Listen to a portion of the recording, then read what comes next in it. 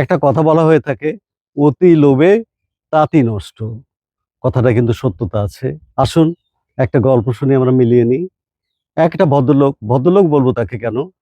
একটা লোক অত্যন্ত কৃপণ, স্বার্থপর এবং অন্যকে ঠকিয়ে সে লাভবান হওয়ার চেষ্টা করত।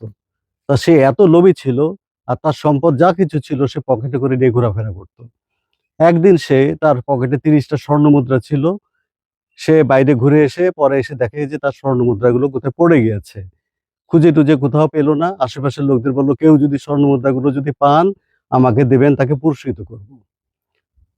এক গরিব মানুষ, তার মেয়ে ওখানে খেলতে খেলতে ৩০টা স্বর্ণমুদ্রা পেয়ে গেল। তখন সে তার বাবাকে দিলে বাবা মনে করলো যে হ্যাঁ, ওই লোকটা তো বলেছিল।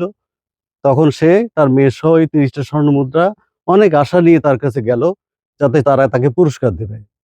কিন্তু ওই লোকটা এত লোভী ছিল, সে বলে যে না না না, আমার তো 40টা স্বর্ণমুদ্রা ছিল, বাকি 10টা দাও, নিশ্চয়ই তুমি বা তোমার মেয়ে রেখে দিয়েছে। এইটা না দেয় পর্যন্ত তো আমরা তোমাদেরকে আমি ছাড়বো না। অনেক জোরাজোরি। মেয়েটা বারবার বলে যে না, আমি 30টা মুদ্রাই পেয়েছিলাম। তখন সেই লোক আদালত পর্যন্ত গেল, যে তাদের বিরুদ্ধে নালিশ করলো। বিচারক তখন সেই লোভী ব্যক্তি, ওই গরিব ব্যক্তি এবং তার মেয়েকে ডেকে পাঠালো তার আদালতে। ডেকে জিজ্ঞাসা করলো মেয়েটাকে যে তুমি কয়টা স্বর্ণমুদ্রা পেয়েছিলে? সে বলল, হুজুর আমি 30টাই পেয়েছিলাম। ও ঠিক আছে। তখন ওই লোকটা জিজ্ঞাসা করলো, আপনার কয়টি হারিয়েছে? যে আমার 40টা হারিয়েছে।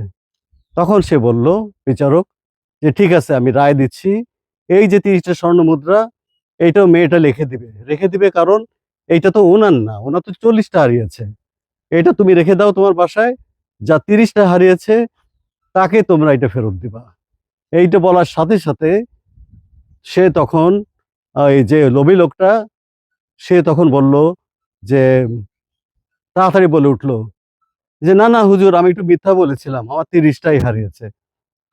তখন বিচারক বলল যে তুমি যে মিথ্যা কথা আদালতে দাঁড়িয়ে বলেছো, তার শাস্তি স্বরূপ এই 30 স্বর্ণ মুদ্রা বাজেয়াপ্ত করে ওই গরিব লোকটাকে দান করা হলো। কারণ তারা সত্যবাদী, তুমি মিথ্যাবাদী। তাহলে কি দাঁড়ালো? বেশি লোভ করেছিল, অনেককে ঠকানোর প্রবণতা ছিল, এখন তার 30টা স্বর্ণ মুদ্রা হাতে পেয়েও সে হারালো। এই হচ্ছে শিক্ষা গল্প থেকে।